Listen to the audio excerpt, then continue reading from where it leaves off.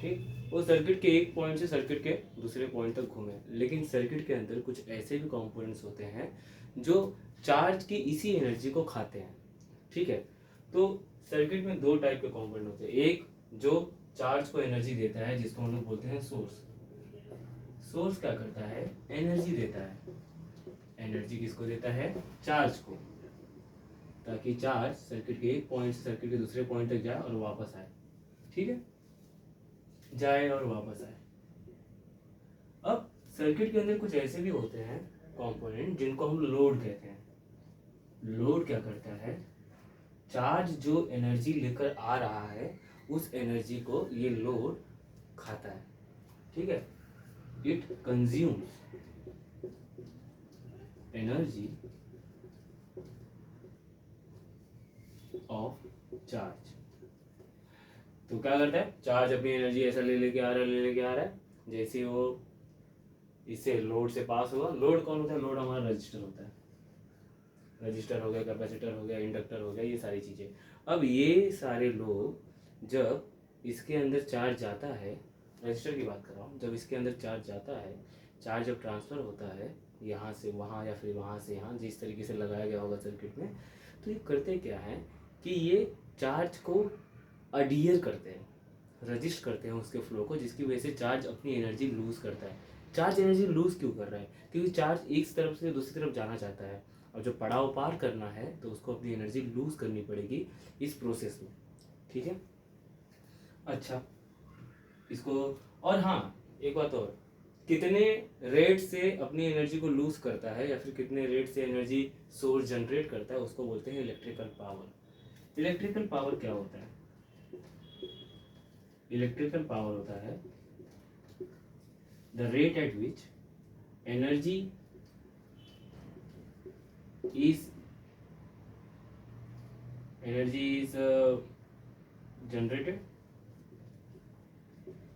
generated or given to the charge, energy given to the charge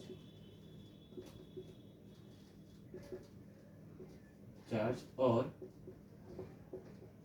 consumed by load divided by time। दोनों case में बात एकदम सही रहेगी।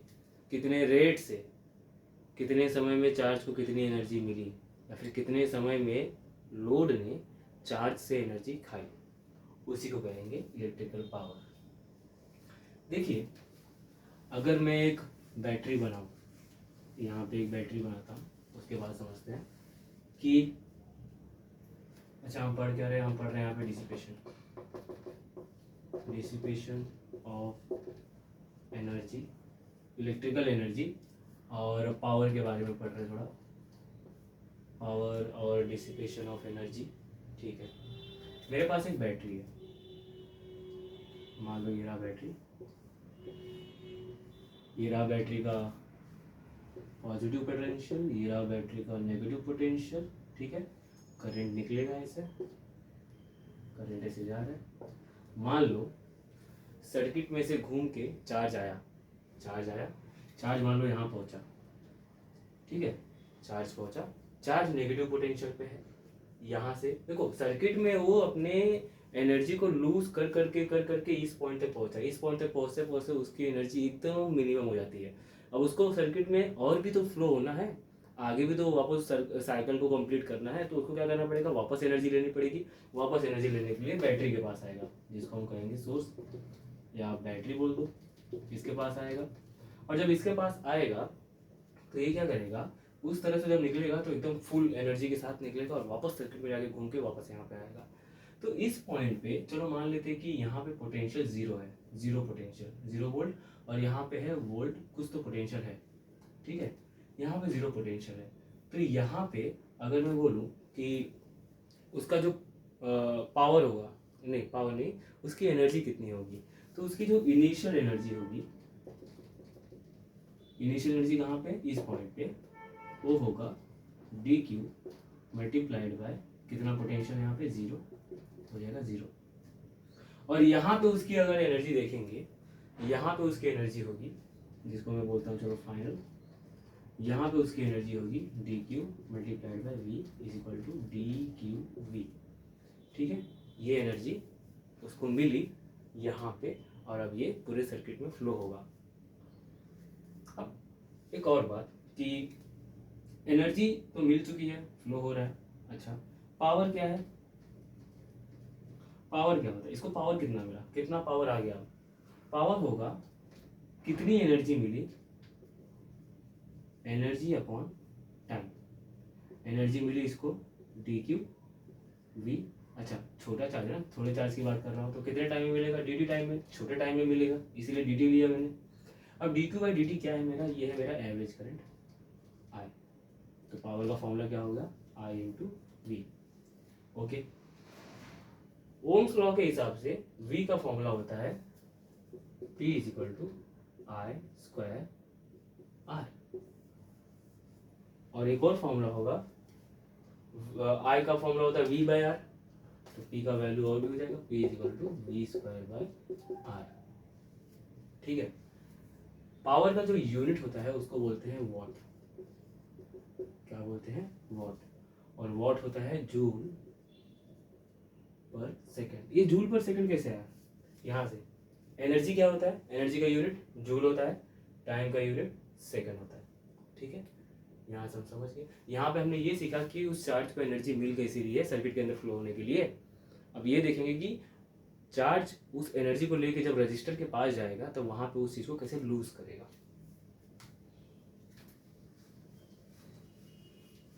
देखो, और किस फॉर्म में लूज करेगा?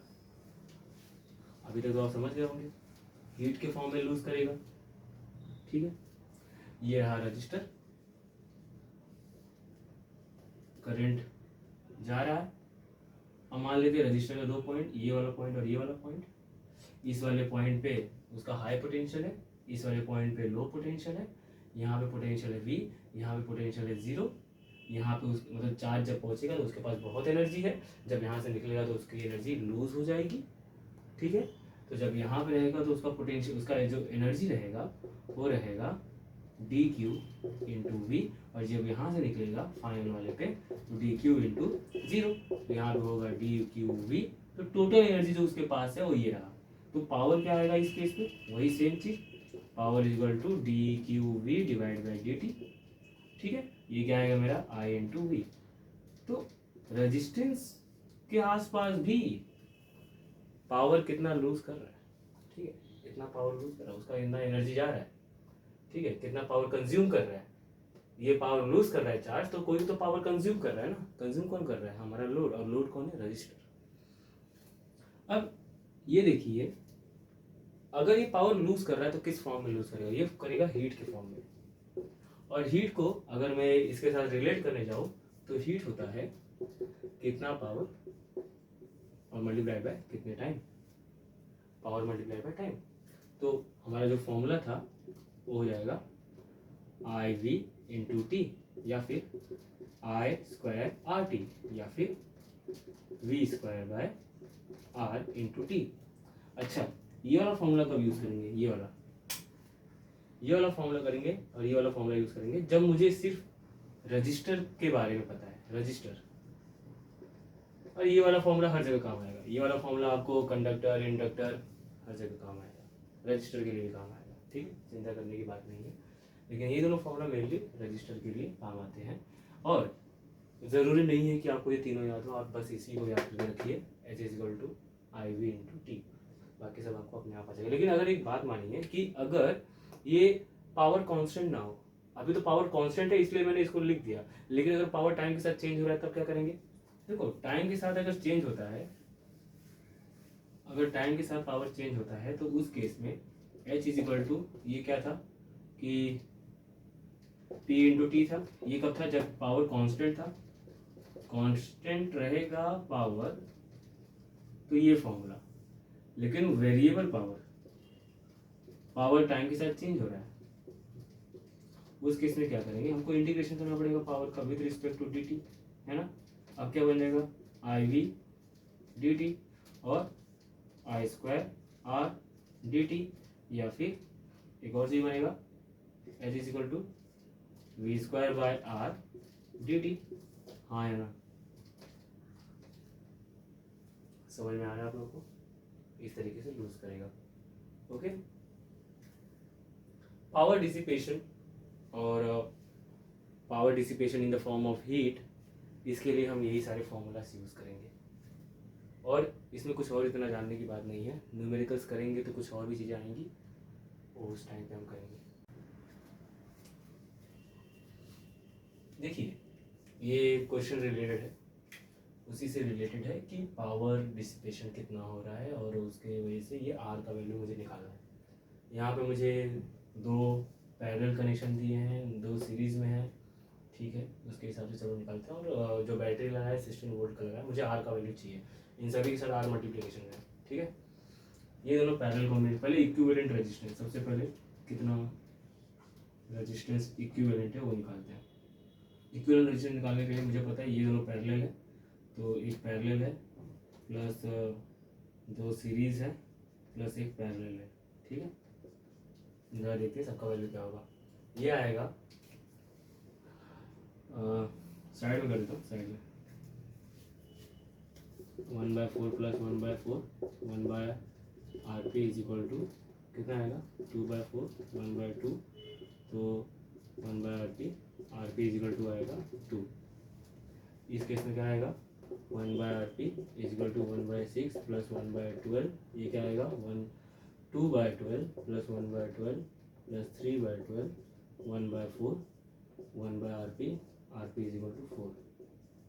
तो मुझे मिला 2 प्लस 4 R प्लस R है ना, 1 प्लस 1 कितना आएगा 4 2 6 7 और 8 और सभी के साथ R मल्टीप्लिकेशन है तो यहाँ भी R मल्टीप्लिकेशन में होगा। ये मेरा R इक्विवेलेंट रेजिस्टेंस है, इक्विवेलेंट रेजिस्टेंस आ चुका है, ठीक है। पावर का फॉर्मूला क्या होता है, power is equal to V²/R। मेरा इक्विवेलेंट रेजिस्टेंस कितना है 8R, ठीक है, यहाँ पे मैंने लिख दिया 8R। V² मतलब 16 का स्क्वायर, 16 इंटू 16, और P का वैल्यू कितना था 4 वॉट, ठीक है। अब 8R को यहाँ लिख देता हूँ, 32R is equal to 16 into 16, 16 1 ज़ा 16 2 ज़ा 2 1 ज़ा 2 8 ज़ा, तो R का वैल्यू कितना आया 8 ओम्स। मतलब यहाँ पे जो R है उसका वैल्यू है 8 ओम्स। करके देखिए, बिना बस क्वेश्चन देख के ही सॉल्व कीजिए आप, अगर हो जाएगा तो बहुत अच्छी बात है, आप सीख चुके हैं, मज़ा आएगा आपको और भी आगे करने के लिए क्वेश्चन, ठीक है। इसको नोट करो।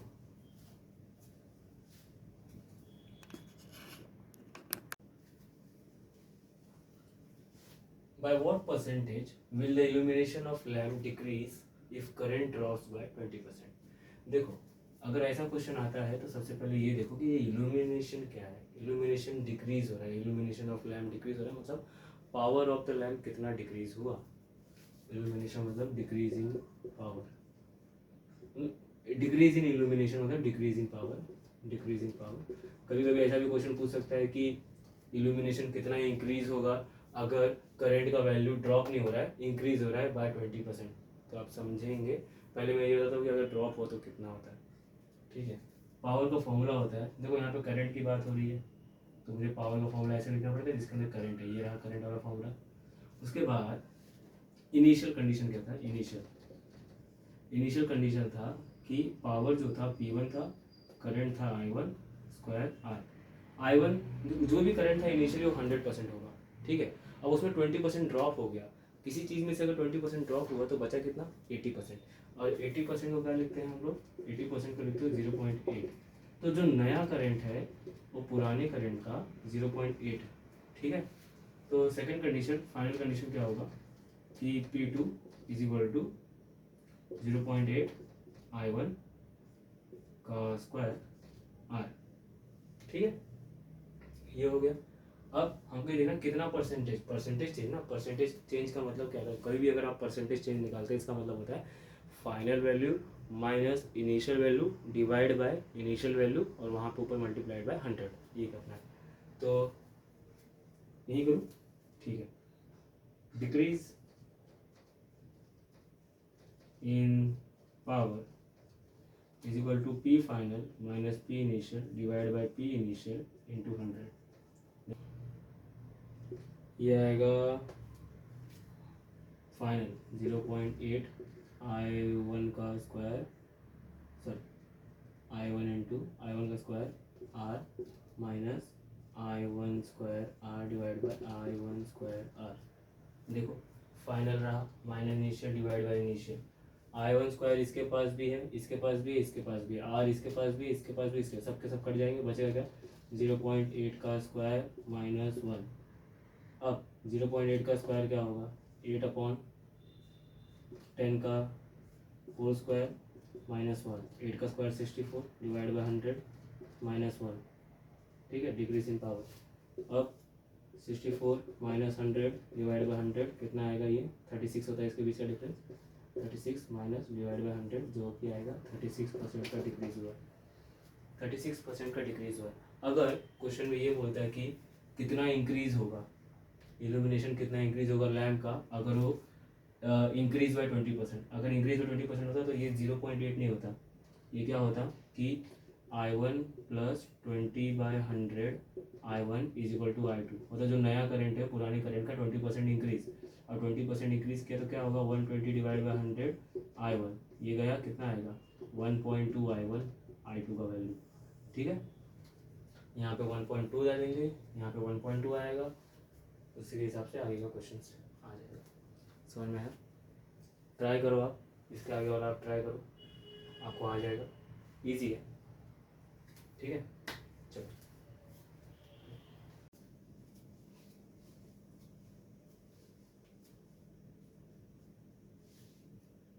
A heater is designed to operate with a power of 1000 watt। इसको डिज़ाइन किया गया है कि ये 1000 वाट तक काम करे। 1000 वाट मतलब इतना पावर तक ये इसका रेंज है, ये काम कर सकता है। उसके बाद क्या बोला कि इसके साथ एक रेजिस्टेंस लगा दिया पैरेलल में, और इसके साथ एक और रेजिस्टेंस है 10 ओम का, यहाँ पे 100 वोल्ट का बैटरी लगाया है, और 62.5 वोल्ट पे अगर मुझे इस हीटर को चलाना है तो आर का वैल्यू क्या रखूँ, ये हमको बताना है। सबसे पहले तो ये निकालते हैं हीटर कितना रजिस्टर का है, हीटर का क्या रेजिस्टेंस है, ये कितना रेजिस्टेंस प्रोड्यूस करता है। तो अगर मुझे हीटर का रेजिस्टेंस निकालना है, किसका, हीटर का, मैं बोलूँगा कि ये बताओ V स्क्वायर, चल गया V स्क्वायर बाय R होता है, इज इक्वल टू P होता है, P यहाँ नीचे आ जाएगा। कितना पावर खाता है हमारा हीटर, ठीक है, पावर खा रहा था, पावर मेरा कांस्टेंट है। जब मैंने 100 वोल्ट का लगाया था, जब 100 वोल्ट लगाऊंगा तब पावर कौन सा, तो उस हिसाब से यहाँ पे 100 वोल्ट का स्क्वायर डिवाइड बाय पावर कितना है 1000, उसके हिसाब से RS का वैल्यू कितना आएगा, देखो 1 2 3 4 है ना। 100 का स्क्वायर क्या होगा 10,000 डिवाइड बाय 1000, ये गया ये गया, 1 0 बचा 10 ओम। रेजिस्टेंस 10 ओम का है, ओके ओके, ये 10 ओम का रेजिस्टेंस है। ठीक है, मैं यहाँ पे ऐसे लिख दूँ 10 ओम्स।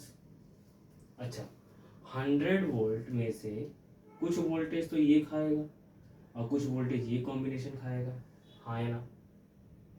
अब जरा ये सोचो कि निकालते हैं ना कि ये कितना खाएगा और ये कितना खाएगा, ये कितना वोल्टेज खा रहा है ये देखता हूँ मैं। ठीक है, तो V square by R is equal to P होता है, और वोल्टेज कितना वोल्टेज ये खा रहा है ये देखना मुझे, voltage taken by heater is equal to P, और ये P अब P कौन सा रखूंगा मैं, अब P रखूंगा ये वाला, क्योंकि ये पावर पे क्या होगा ये देखना है, ये पावर पे कितना वोल्टेज खा रहा है। जब पावर 1000 था वो टाइम पे 100 वोल्टेज खा रहा था, अब पावर अगर 62.5 है, यहाँ पे मैं न्यू पावर डालता हूँ, न्यू पावर, और वोल्टेज वो टाइम पे कितना खा रहा है ये देखना है, और रेजिस्टेंस कितना है भाई, और स्क्वायर था ना तो ये रूट में जाएगा 62.5 इंटू 10, इसका रूट ये आएगा रूट ऑफ 625 है ना, वोल्टेज टेकन बाय हीटर। तो VH कितना आएगा 25 वोल्ट। भाई पैरेलल कॉम्बिनेशन में जितना वोल्टेज ये खा रहा है उतना ही वोल्टेज ये खा रहा है, मतलब ये पॉइंट और ये पॉइंट के बीच में, या फिर मैं ये पॉइंट और ये पॉइंट के बीच में वोल्टेज कितना है 25। अब 100 में से अगर 25 वोल्ट ये खा रहा है तो बाकी 75 वोल्ट तो ये खाना चाहिए, ये खा गया 75 वोल्ट। अब मैं ये पता करता हूँ कि ये 75 वोल्ट अगर ये खा रहा है तो 10 ओम का रेजिस्टेंस 75 वोल्ट खाने पे कितना करंट इसके अंदर से पास हो रहा है। ओके, पहले ये 10 ओम के लिए, ये 10 ओम के लिए मैं कर रहा हूँ कि कितना करंट ये खा रहा है। तो V is equal to I R होता है, I is equal to V by R, voltage है 75 डिवाइड बाई 10 है, तो 7.5 एम्पियर तो करंट आ रहा है। मतलब यहाँ से जो करंट आ रहा था वो 7.5 एम्पियर था। 7.5 एम्पियर जब यहाँ जाएगा तो इसमें से भी कुछ करंट जाएगा और इसमें से भी कुछ करंट जाएगा। इक्वल करंट तो जा ही नहीं सकता। इक्वल करंट कब जाएगा, जब ये और ये सेम हो। लेकिन ये सेम है कि नहीं मुझे पता ही नहीं है। लेकिन मुझे एक चीज़ पता है, इसके पास वोल्टेज 25 है और इसका रेजिस्टेंस 10 ओम है। तो मुझे पता है करंट कितना खाएगा, V बाई आर, वोल्टेज है इसका 25 और हीटर कहाँ, हीटर में कितना करंट जा रहा है, हीटर में कितना करंट जा रहा है वो निकाल रहे हम लोग, और हीटर का रेजिस्टेंस है 10, तो हीटर कितना खा रहा है 2.5 एम्पियर। हाँ है ना, हीटर खा रहा है 2.5 एम्पियर। अगर 2.5 एम्पियर यहाँ जा रहा है तो 2.5 एम्पियर 7.5 में से अगर 2.5 गया, 7.5 एम्पियर में से अगर 2.5 गया, 7 में से 2 गया तो बचेगा 5 एम्पियर ये खा रहा है। यहाँ जा रहा है 5 एम्पियर। ओके, समझ आ गया ना। 7.5 था, इसमें से जा रहा था 7.5, अब डिवाइड होगा, डिवाइड अनइक्वल होगा क्योंकि दोनों रेजिस्टेंस शायद अलग हैं। यहाँ पे से जब मैंने चेक किया तो मुझे आया 2.5 एम्पियर जो कि हीटर में से जा रहा है। अब मैंने ये पता लगा लिया कि 5 एम्पियर इसमें जा रहा है क्योंकि 2.5 और 7.5 में फ़र्क कितना है, 5 एम्पियर का। 5 एम्पियर इसमें जा रहा है, 5 एम्पियर करंट जा रहा है, 25 वोल्टेज है इसके आसपास, तो इसका रेजिस्टेंस क्या होगा, V is equal to I R, R is equal to V upon I, 25 upon 5 ohms. तो मैंने कितने ओम्स का रजिस्टर लगाया था, 5 ओम का। ठीक है, आसान है, देखो चलो।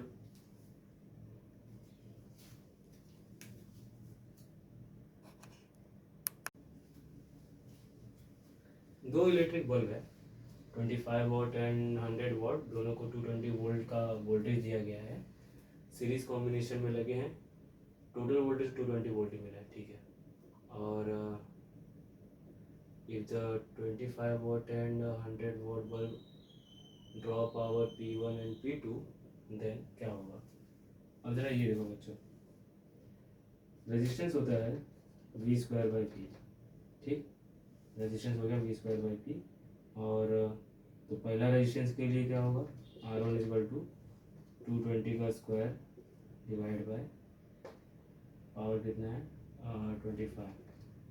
220 का स्क्वायर कितना होगा वैसे, 20 20 22 22 4 4 4 4 484 और 10 का हो जाएगा 100, तो 48400 डिवाइड बाय 25 क्या होगा, 484 इंटू 25 4 जा 100, R1 4 4 जा 16 6 1 4 8 जा 32 1 33 3 ऊपर आया 3 4 4 जा 16 और 1 नहीं 32 4 4 जा 16 6 1 4 8 जा 32 33 3 ऊपर आया 3 4 4 जा 16 और 3 19 1936, यह है मेरा R1। R2 क्या आएगा, R2 is equal to V square by P, 220 का स्क्वायर डिवाइड बाय 100, तो ये कुछ आएगा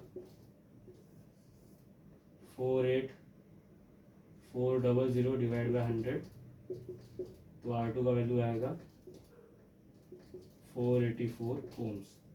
अब मुझे ये पता करना है कि दोनों में करंट कितना जा रहा है।